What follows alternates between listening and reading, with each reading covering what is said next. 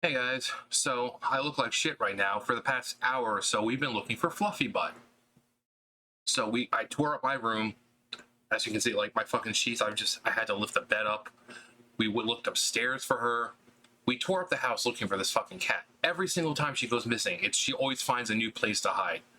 Apparently, she was inside the chair out there, despite the fact that we physically moved the chair, in which case she should have come out. I went around shaking the goddamn trees. She should have come out. But no, the entire time she's in this goddamn chair. So we're outside fucking looking all around the house, looking all in the rooms upstairs. I'm going around upstairs like a fucking idiot, shaking the fucking treat bag. And there she is. Normally she likes to hide behind the stove. You lift up, you pull out the bottom drawer and you look in and you can see her in there. Most of the time she's sitting in the fucking shower. And lately then she's been under her bed, under my roommate's bed. So every time she disappears, she has a new fucking hiding spot. Every fucking time. And this time it was inside the chair. My fucking all fucking sweaty now because of that bolt. I mean, it's one thing looking for the cat. If it was fucking cold, it wouldn't be as bad. But it's like fucking 70, 80 degrees out right now. We're fucking looking outside, and it's fucking hot as hell out.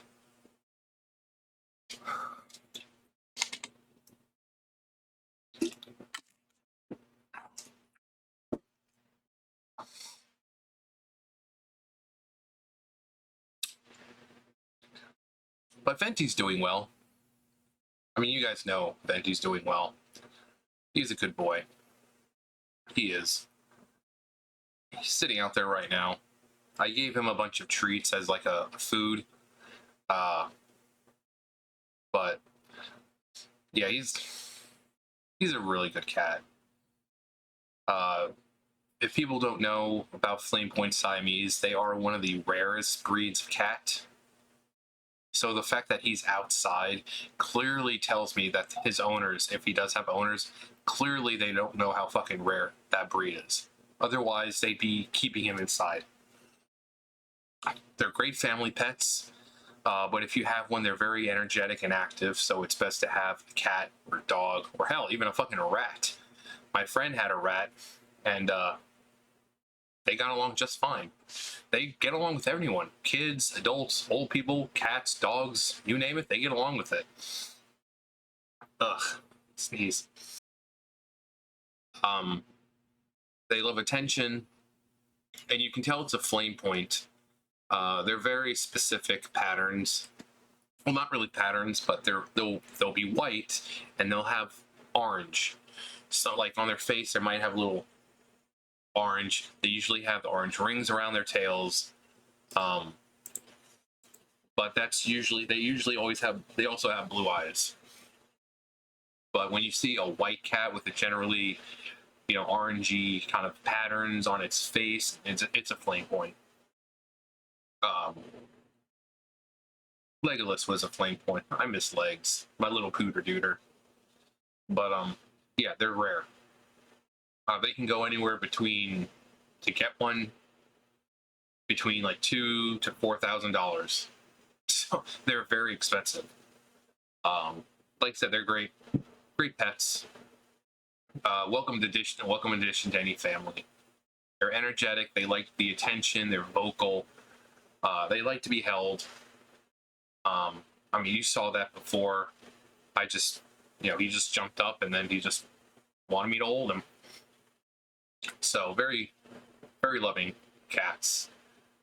Very friendly, very, they adapt very well to any surroundings. So if you have dogs, like multiple dogs or multiple cats, they'll get along with everyone. Unless those animals are mean to them. But I want to get him fixed ASAP though. But I know I should bring him in permanently, but it's not that bad out there, really. I was looking up crime rates and everything. Actually, hang on, let me bring it up again. All right, so this was for 2020. So we have a whole bunch of ratings. basically like school, A to F. So livability 67. Amenities got a D minus. Cost of living, it's really not that expensive here. Crime rate A minus. There's no crime. Employment very bad. There's nothing around here. What you see over when I record, that's pretty much all that's here. And most of them are like family owned or self owned, and they don't get enough business to hire anyone. Housing D plus and schools D plus. We've only got one school, and that's across the street. But for crime rate, it's an A minus. So we have very simple looking Baden, North Carolina in general, and national. So total crime estimate 1,000 or about 1,300. Murder none, rape none, robbery none, assault none. Violent crime, I mean, if there's not assault or robbery, or what would violent crime even be considered as? No burglary, no theft, no vehicle theft, property crime 1,100. So extremely key findings. Baden crime rates are 42% lower than national average. Violent crimes in Baden are 44% lower than national average. In Baden, you have a 1 in 74 chance of becoming a victim of a crime. Baden is safer than 55% of the United States, 55% of the cities in the United States. Year over year, crime in Baden has decreased by 3%. And then we have the map. So safest place to live in and around Baden, obviously Baden. Unfortunately, Albemarle, which is the closest one, is an F. Because, yeah. But, got Richfield, Mount Gilead, New London, all these are really close by. Norwood, Locust. I mean, when we go to Locust and, where else do we go? Like New London, Locust, Concord. Usually we go there for Walmart because some of the Walmarts have stuff that ours doesn't. Aquadale, Mount Pleasant. So, but yeah, livability. So this is for crime. So that's why Albemarle is pretty crime ridden. Let's see, Albemarle. Oh, actually, it should be. How far up is it? New London, Albemarle, an F for employment. Livability, though, I mean, it's half. Amenities, Albemarle. Yeah, there's a lot of stuff, and they keep adding. Cost of living. Yeah, it's really cheap to live here. Albemarle, yeah, I mean, Albemarle, they have a lot. They're building a lot of the low-income apartments, so that definitely helps people out. I think we looked at it. F, yeah.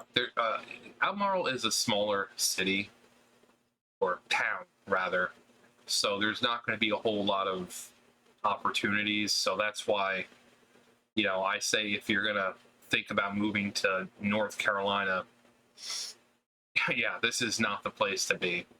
I'm here because, well, I mean, she needed help, but I was going to live in Albemarle, but I was also going to stay in Texas until I found a job here, so that would have made it easier. Housing. I'm assuming that means the price of housing, because there's cost of living. Let's see.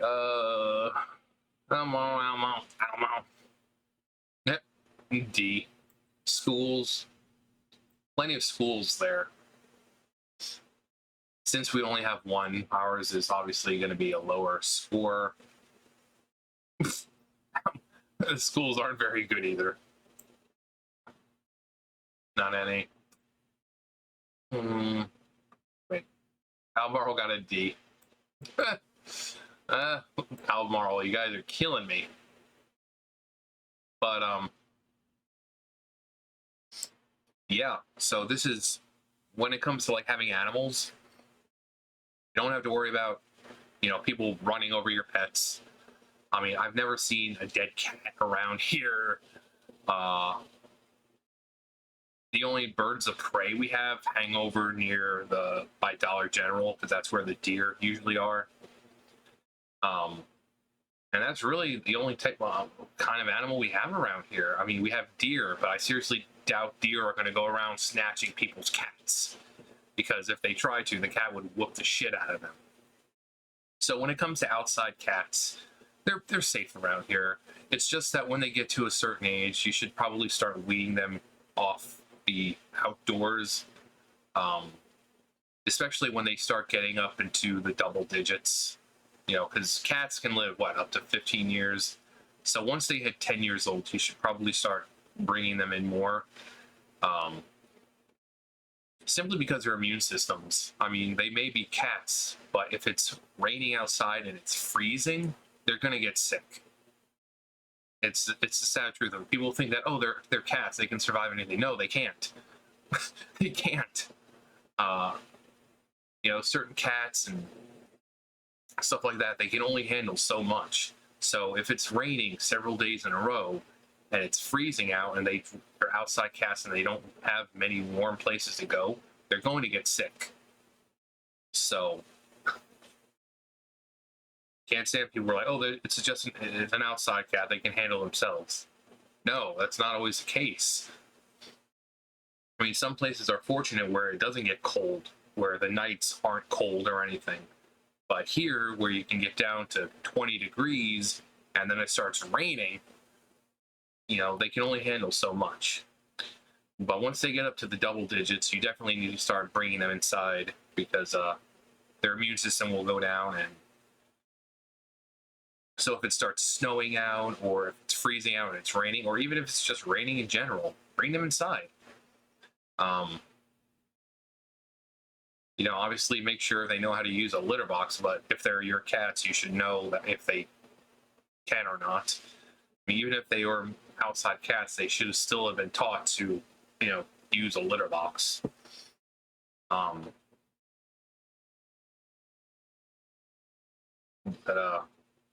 Yeah.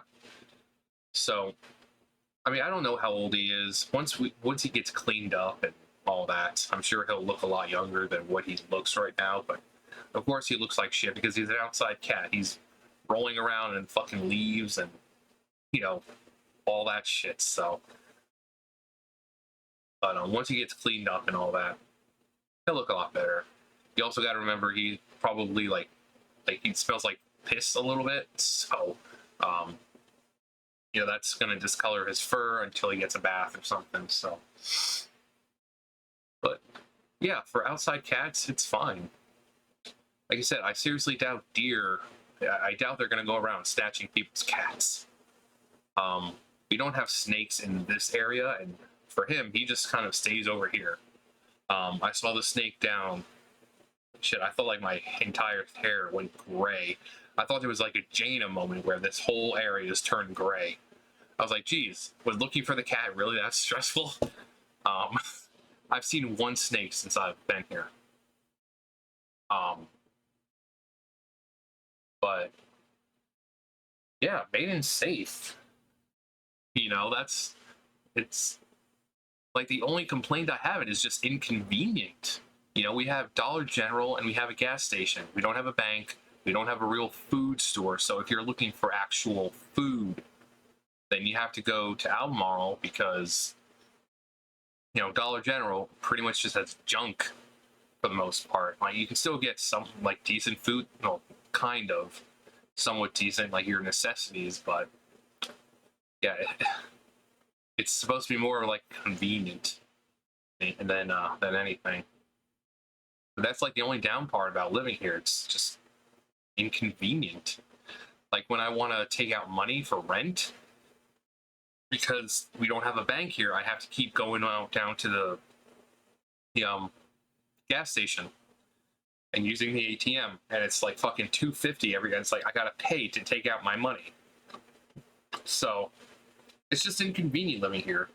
You know, I've walked around many different times of the day. There are times where me and my friend would go fishing fucking like 3-4 o'clock in the morning.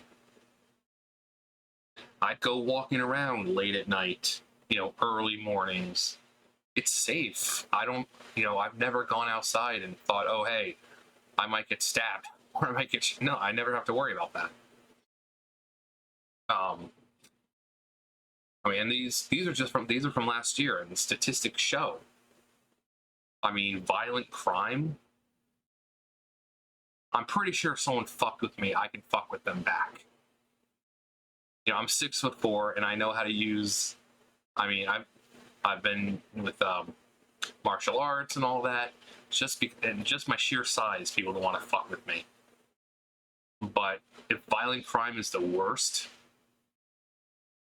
then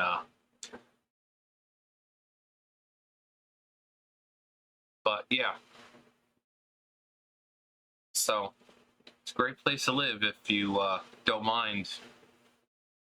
You know, if you're someone like me who doesn't have a vehicle of their own, living here is inconvenient because, I mean, like I said before, Scusa only comes out here Tuesdays and Thursdays. And if they do come out here on a day where they're not supposed to, you know, it's like Monday, Wednesday, Friday for me for work. You know, I can say, oh, well, I'm working at 12, and they'll say, oh, well, the earliest we can get you is 8. So they're going to pick you up, and then you're going to have to sit around for 4 or 5 hours doing absolutely nothing in an area where there's not a whole lot to do. But if it's on Tuesdays and Thursdays, you can say, oh, yeah, can you pick me up at 3:30? They'll say, okay. You know, it's inconvenient because I don't have anyone to just help me around and stuff like that. But it's just inconvenient. Just inconvenient. Anyways, what time is? Actually, no. I think she just gave him a whole bunch of food or something. He's eaten like 3 fucking times today already. I fed him this morning when I woke up. She gave him, I think it's like chicken or whatever. But before she fed him, I gave him some of the treats, like a little pile of treats, since you can give them to cats as actual food. So he's little fucking chubby lumpkins out there and fucking eaten 3 damn times already today. So, I mean, I don't even think I need to feed him again. It's almost time for him to eat. Usually about 5-6 o'clock I feed him, like yesterday, and then I say, you know, I'd feed him. Like, yeah, it's been a while, but it's only been 2 days. But I feed him in the morning when I wake up, and that's usually 8, 9, and then I'll go ahead and feed him maybe 6 or 7 o'clock. So it's only 4:30. So if I do feed him again, it'll be a little later on because, like I said, it's the 3rd fucking time he's eaten today. What a fucking spoiled brat. He's probably sitting out there enjoying the breeze. It's fucking hot as hell, but the breeze is nice. But yeah. Anyways, I'm done rambling. Like you guys know, I was born a rambling man. Anyways, like I said, inconvenient. And if you do plan on getting a Flamepoint, if you see one, keep it indoors. They're incredibly rare. And a cat that rare shouldn't be outside where they're exposed to the elements and predators. You know, people who don't know how to fucking look when they're driving, go speeding down the streets. They're too valuable. Like I said, $2,000 to $4,000. That's a lot for a cat. So keep them indoors. Love them, and they'll love you. They're good with everyone. They adapt. They're friendly. So if you're looking for a new addition to your family, consider Flamepoint Siamese. Anyways, that's going to do it for me. You guys know the drill. I'll see you guys later. Bye, guys.